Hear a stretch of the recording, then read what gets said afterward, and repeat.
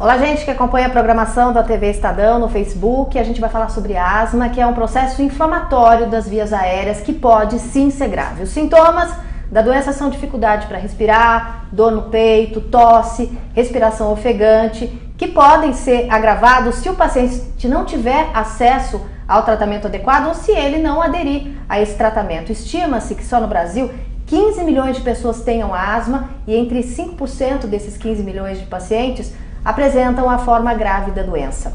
Para falar com a gente sobre esse assunto, nós recebemos aqui agora na TV Estadão o Dr. Franco Martins, que é pneumologista, diretor da ABRA, que é a Associação Brasileira de Asmáticos, aqui em São Paulo, e também professor da Faculdade de Medicina do ABC, e o Dr. Roberto Stirbulov, que é professor da Faculdade de Ciências Médicas da Santa Casa de São Paulo, né? Ele estava me contando que dá pós-graduação. E você participe desse bate-papo aqui com a gente, mandando perguntas na caixa de comentários. Primeiramente, muito obrigada por receber vocês aqui na TV Estadão. Eu queria que os dois explicassem pra gente, para quem está assistindo, como é que a gente pode definir a asma, né? Uma doença que atinge tanta gente no Brasil. A asma, Rita, é uma doença respiratória crônica, inflamatória, ou seja, a pessoa tem um componente genético, a pessoa nasce preparada para ter asma e, em contato com fatores do meio ambiente, pólen, mofo, ácaro, etc., desenvolve um processo inflamatório crônico nas vias aéreas, em geral causada por uma célula específica chamada eosinófilo. Então, a asma é uma doença crônica, a pessoa tem um processo inflamatório crônico.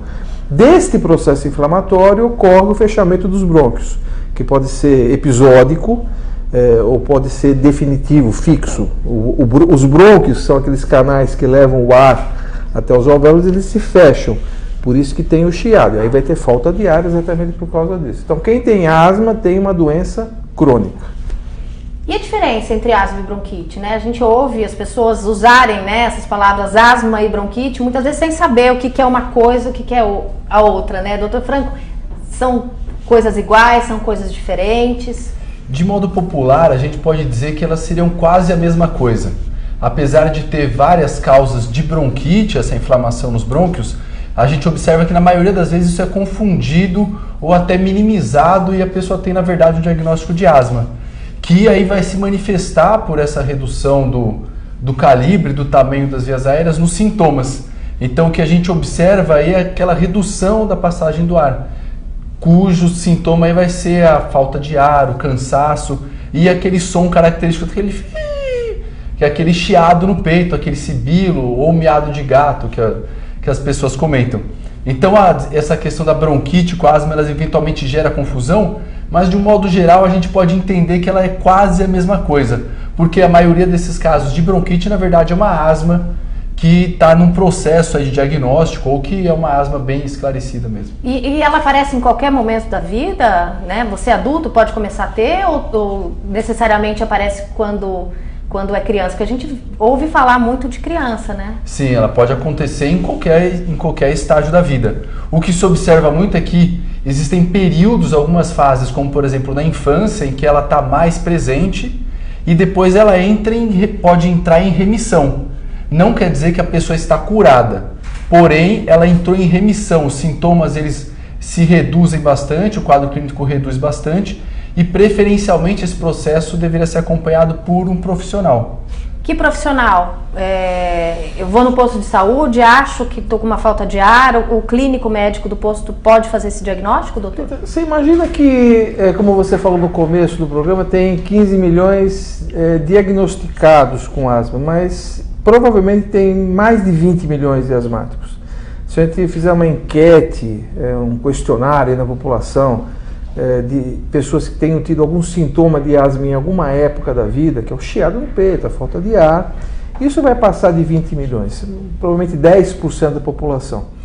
Então, se você pensar que no Brasil tenha 4 mil pneumologistas, tenha em torno de 2 mil alergistas, que são os especialistas que mais frequentemente atendem a asma, não dá para atender esses 15 a 20 milhões de pessoas. Então, conta não fecha, né? Qualquer médico da unidade básica de saúde, clínico geral, pediatra, né, pode sim reconhecer e diagnosticar uma asma, que não é difícil, né? Existe um quadro muito clássico desses sintomas que o Dr. Franco se referiu. Normalmente são pessoas que têm outras alergias, como rinite alérgica. 85% dos asmáticos também têm rinite alérgica, né? Então, outras alergias de pele, pessoas que têm outros familiares com a mesma doença. Então, não é difícil. Então, qualquer médico pode diagnosticar asma e iniciar um tratamento. Claro que quando a doença é um pouco mais complexa, um pouco mais grave, deve ir para um especialista, que fundamentalmente é um pneumologista ou um alergista. Mas, em tese, a ideia é que qualquer pessoa que atue na área de saúde, médico de família, rede básica, tenha condição de diagnosticar uma asma. O diagnóstico é simples? Observando ali o paciente? O diagnóstico é simples. A asma é uma doença, a gente chama de heterogênea. O quadro clássico da asma é aquela pessoa que tem o quadro na infância, melhora na puberdade, perto da adolescência, e depois volta a ter os sintomas mais tardiamente, segunda, terceira década de vida. Mas tem pessoas que começam a ter as manifestações numa fase mais adiantada, adultos ou até idosos. Então ela é muito heterogênea, mas o quadro clássico é isso que foi dito, quer dizer, são episódios de falta de ar, de chiado no peito, normalmente à noite ou no começo da manhã. Pessoas que tenham familiares, mesmo que distantes, com a mesma doença, a mesma manifestação, que tenha outras doenças alérgicas associadas, como rinite alérgica, dermatose alérgica, conjuntivite alérgica. Pronto, você faz, o médico pede um exame chamado espirometria, pode pedir até, eventualmente, testes alérgicos, um hemograma, para ver o número de eosinófilos, e com esses exames muito rudimentares, muito fáceis de fazer, se faz o diagnóstico. Feito o diagnóstico, inicia-se o tratamento. Bom, o senhor já falou dessa coisa de observar a família, se existem outros casos. Então, é uma doença que existe essa predisposição genética? É assim que se fala? A asma é uma doença genética. Uhum. A pessoa que tem asma, ela tem um complexo de genes que lhe é transmitido. Uhum. Então, por isso é que nós falamos que a asma não tem cura, nenhuma doença genética tem cura.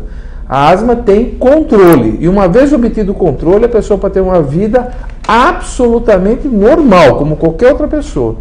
Então, é uma doença genética e que esse padrão genético, quando a pessoa tem exposição ao meio ambiente, fatores do meio ambiente, vários, pelo de animal, poeira, ácaro, mofo, fatores, e que ele respira esses fatores, esse componente genético faz ele adquirir uma inflamação e da inflamação um sintoma. Então, é uma doença genética. Tem uma pergunta já da Maria Tereza Silva, ela está perguntando, o que é espirometria, que o médico falou? Muito bem, então a espirometria é um desses exames básicos que a gente utiliza para auxiliar no diagnóstico e no controle da asma.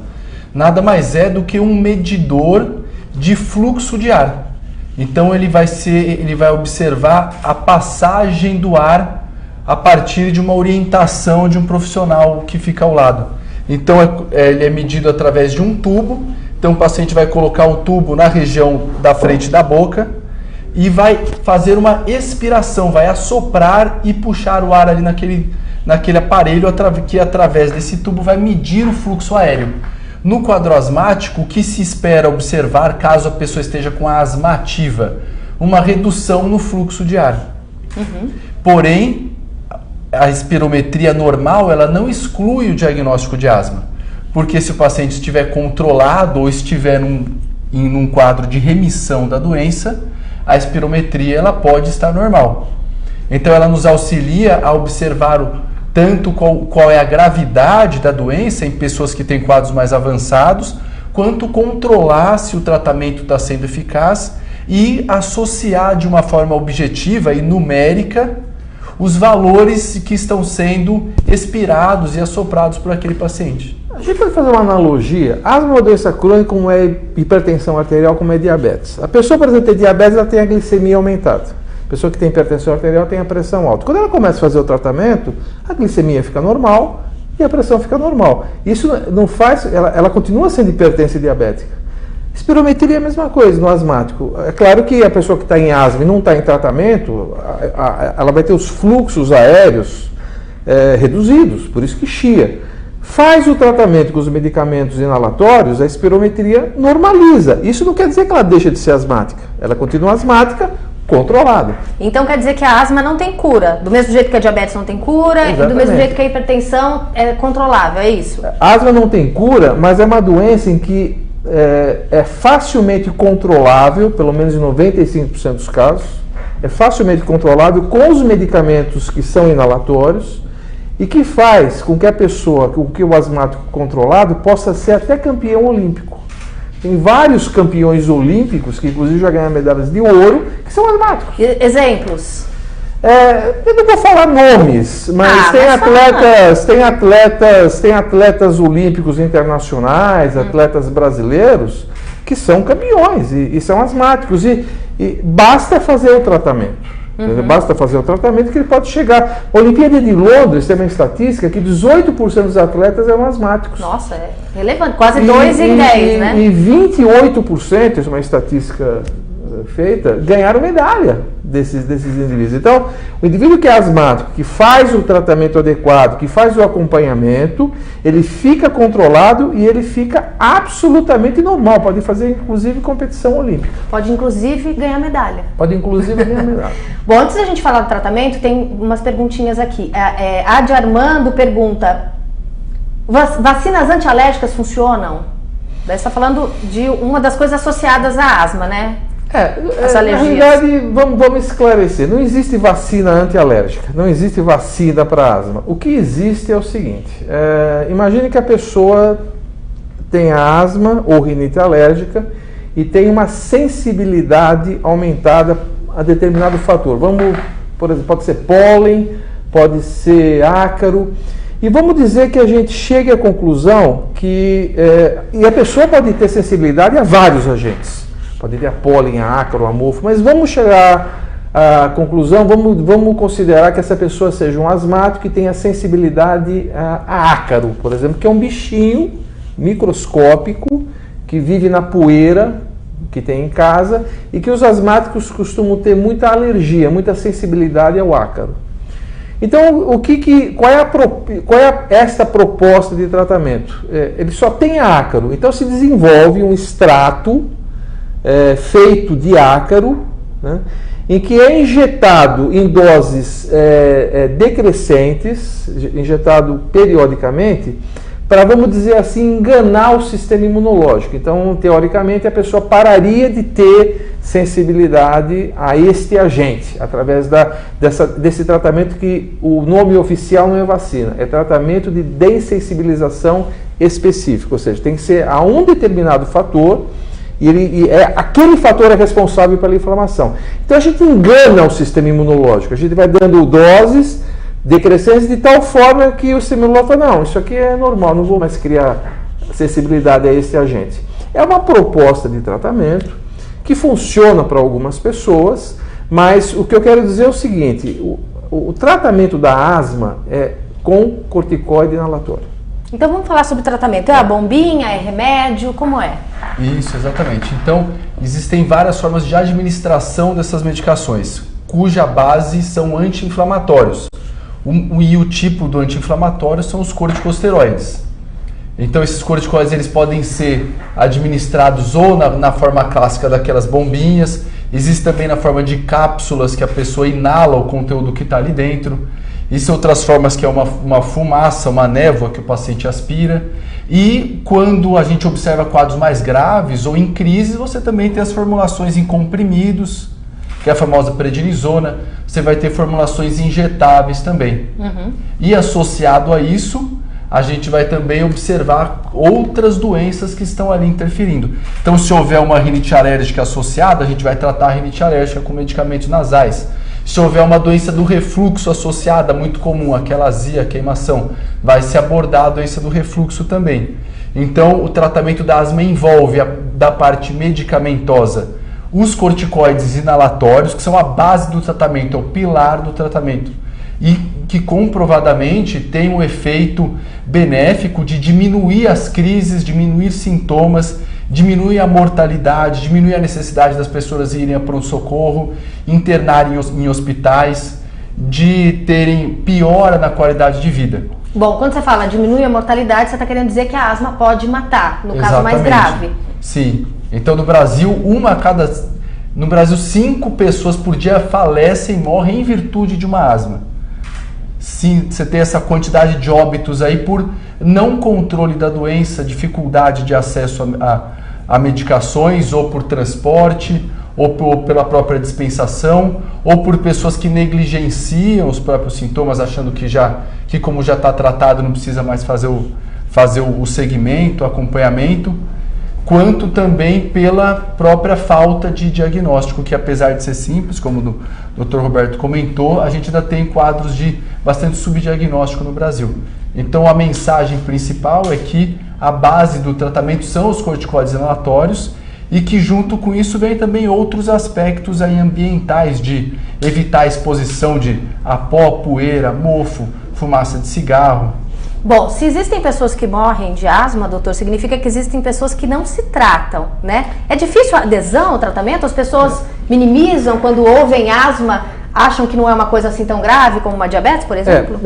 A primeira coisa é o seguinte, a doença asma é inflamatória e é uma inflamação nas vias aéreas, nos brônquios. Então o que a gente tem que fazer? Diminuir a inflamação nos brônquios. Então a gente vai usar um medicamento que tira a inflamação, que é esse corticosteroide inalatório, e é importante que o espectador saiba que a gente não está falando daquele corticoide que a pessoa toma e que incha, que as pessoas que têm um preconceito com corticoide. Esse corticosteroide inalatório, ele é diferente, ele é extremamente seguro e ele só age no brônquio, ele não vai agir em outros lugares do corpo. E para agir só no brônquio, a gente tem que ter os dispositivos, as formas de levar o remédio para o brônquio, né? Que popularmente se chama de bombinha, mas tem outros dispositivos em pó, etc. Esses medicamentos são muito seguros e devem ser tomados prolongadamente na forma que o médico prescreve. Então, se ele prescreve uma vez por dia, é uma vez ao dia. Se ele prescreve 2 vezes ao dia por tempo prolongado. Um dos problemas do não controle... Controle, o que é controle de asma? A gente esqueceu de falar. Controle de asma é o seguinte, controle de hipertensão é o 12/8. Controle da glicemia é manter a glicemia 80, 90, etc. O que é controle de asma? O indivíduo não tem sintoma durante o dia, ele não precisa usar as bombinhas de alívio, que são diferentes das bombinhas de tratamento. A de alívio é aquela para crise, é diferente. O ideal é que ela não precise tomar a crise, que ela não acorde à noite por causa de asma e que ela possa fazer as suas atividades, que podem ser esportivas ou atividades habituais, de forma normal. Isso é que é controle. Que ela esqueça que ela tem asma. Ela tem que esquecer que tem asma. Então, a gente objetiva isso. Como é que a gente consegue isso? Usando o corticosteroide inalatório, que pode ser associado a um broncodilatador de ação prolongada, regularmente. O que acontece? As pessoas, quando melhoram, param de utilizar. Imagine uma pessoa que tem diabetes, que está lá com 300 de glicose, tendo sintoma, bebendo muita água. Ela começa a utilizar o remédio, ela melhora e ela para de utilizar o remédio. O que acontece com a diabetes? Volta. A pessoa tem pressão alta, toma o remédio e a pressão fica boa, cai. Ah, não, eu estou bom, eu vou parar de tomar remédio para pressão. O que acontece com a pressão? Sobe. O que acontece com a asma se piorar? A inflamação volta. Por isso que tem esse problema de adesão. Então as pessoas têm que entender que a asma é doença crônica, que o tratamento, como o Dr. Franco falou, com corticoide inalatório é a pedra angular e deve ser utilizado prolongadamente. Quanto tempo? Depende de cada pessoa. O médico é que vai dizer quanto tempo. A pessoa não pode parar de usar por conta própria, senão a inflamação volta. Agora, doutor, as pessoas podem parar porque não têm acesso ao medicamento ou é um medicamento que tem acesso no serviço público? Sim, a gente tem um acesso no serviço público. Pelo rol de medicamentos do governo federal, você tem essas medicações tanto de alívio e tem uma classe de corticoide inalatório disponível. Além disso, caso esse paciente tenha níveis mais avançados da asma e necessite de medicações de alto custo, aí ele pode também ser referenciado nesse tipo de farmácia que tem uma dispensação mais exclusiva e eventualmente pode ser atendido num serviço de referência onde a gente tem um pouco mais de expertise, de experiência para dispensar essas medicações. Então não é falta de acesso ao medicamento. De dizer falta de acesso, aí vai depender da estrutura que o paciente está inserido. Porque o país é muito grande. Exatamente, a gente não pode dizer para um público do Brasil inteiro e do mundo que está na nossa transmissão quanto a toda essa acessibilidade, mas o que a gente pode dizer é que essas medicações estão no rol do fornecimento tanto do governo federal. E a estrutura estadual também pode incrementar medicamentos, assim como é feito aqui no estado de São Paulo. Doutor, tem uma pergunta aqui da Neuza Cristina Saraiva. O que fazer com o paciente que tem asma e é fumante? Olha, tem dois tipos de pessoas que não devem fumar. Quem tem asma e quem não tem asma.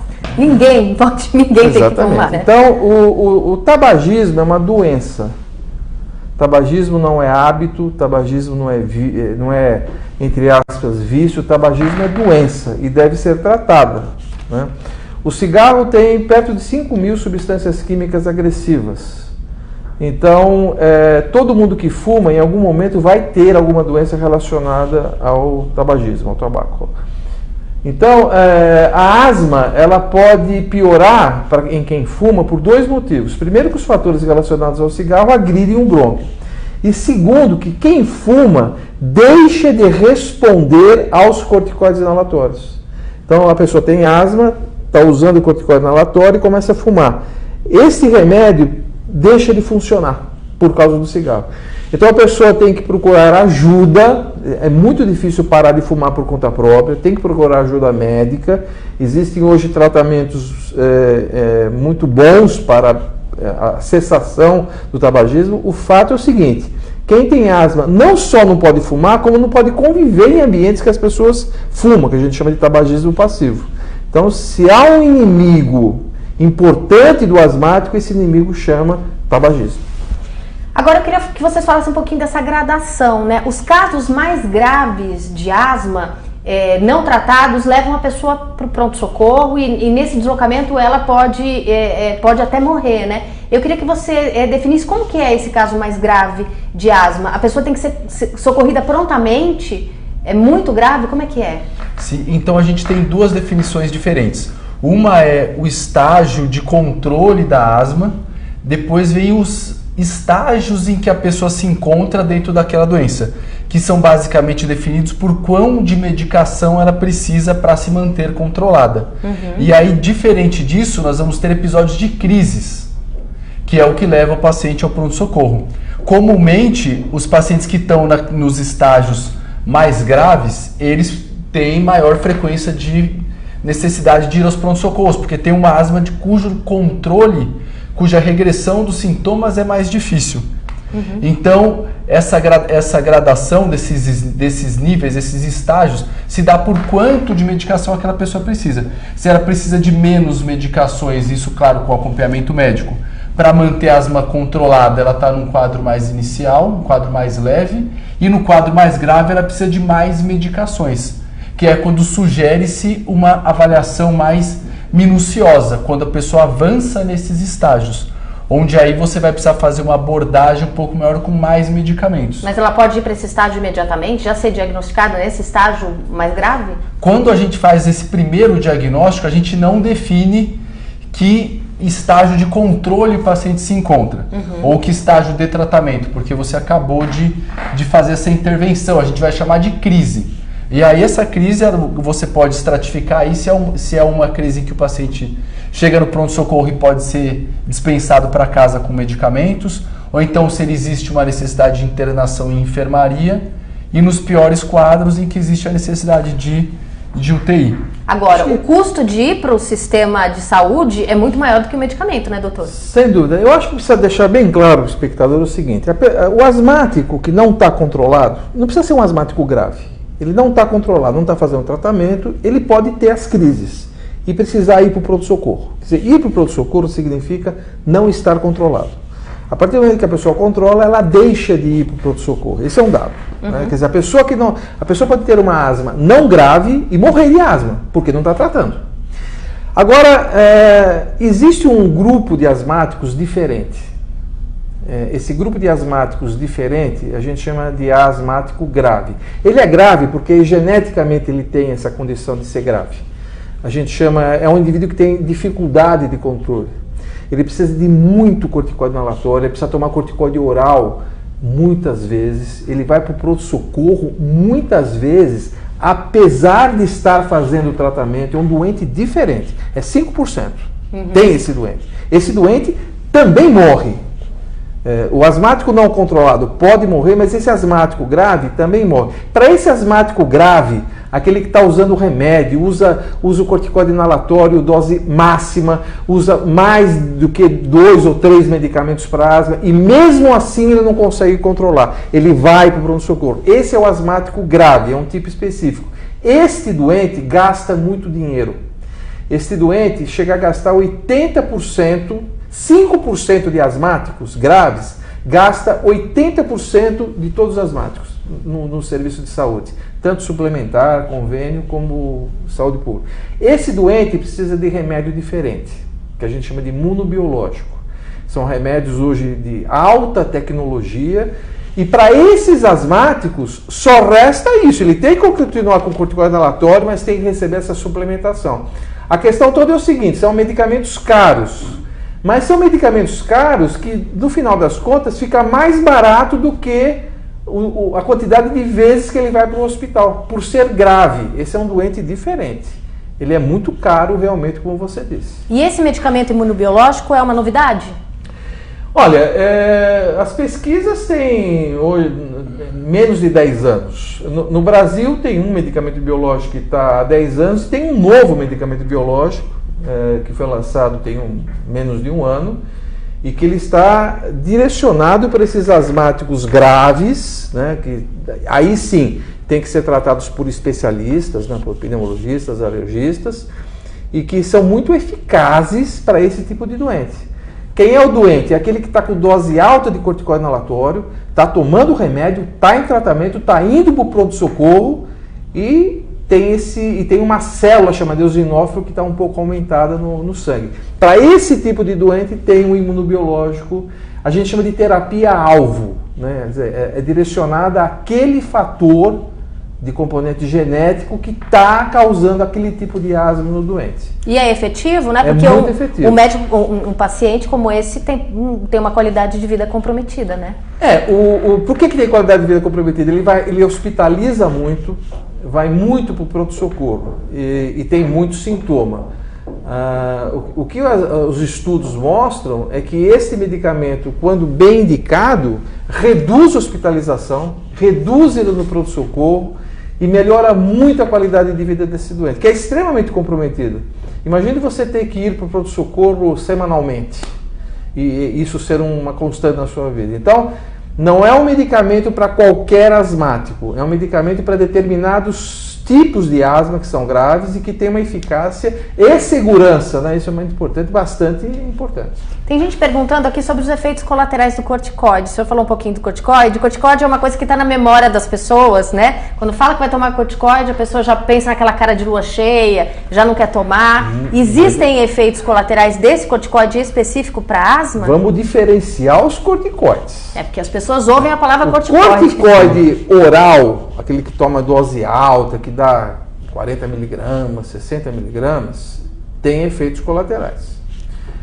Pode realmente engordar, pode dar problemas de pele, deixa a cara de lua, né, no face, né? Este é um tipo de corticoide. O corticoide inalatório, que é para o tratamento de asma, é extremamente seguro. Então, tem duas pessoas que vão precisar do corticoide oral. Primeira, aquela que não faz o tratamento e que vai tendo crises frequentes, porque se o doente fizer o tratamento com corticoide inalatório adequadamente direcionado para o médico, ele não vai precisar do oral. Então, ele não vai ter problema nenhum. Ele pode ser campeão olímpico.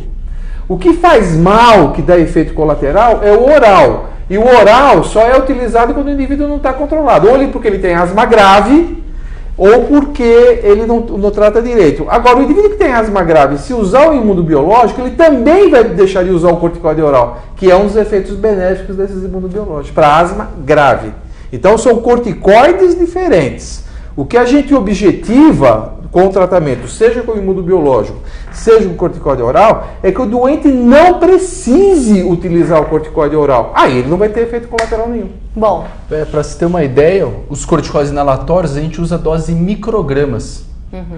Então são doses bastante seguras e elas têm um efeito dentro da via aérea. Quando a gente toma os corticoides em comprimidos, aí a gente tem esses efeitos colaterais em virtude da absorção sistêmica que ocorre no organismo todo.